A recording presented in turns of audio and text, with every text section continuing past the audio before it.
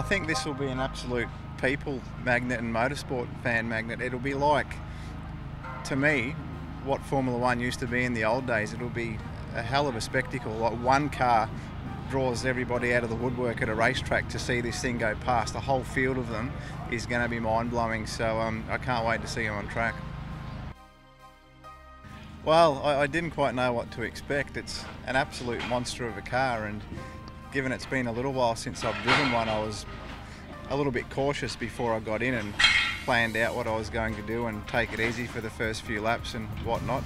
But as soon as I jumped in the car and idled out of pit lane, the car gives you confidence. You know, I spun the wheels a little bit and felt the engine, and within half a lap it was no problem, full throttle, and you can feel the rear just gently slide around as you're on the throttle, and it's got a little bit of understeer which makes it quite easy to drive. So I was surprised. Like within a few laps I was having a bit of a go, not so much under brakes, but just the handling stuff in the corners.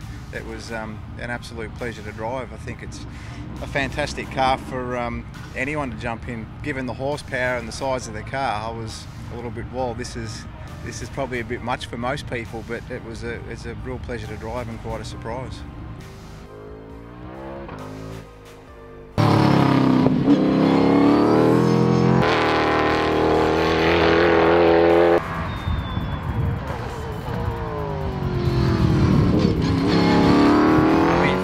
The fans and people watching on the hill, I think the sound would be amazing of a whole heap of them driving around. It'd definitely a pretty cool spectacle, I think, to see. And the cars are quick, they visually look quick, they sound cool. It's that'd be pretty good thing to see. And then and driving them, I think it's hard to tell until you get a few together on how they'll race. But considering they it doesn't really have that much downforce for an open wheeler, let's say.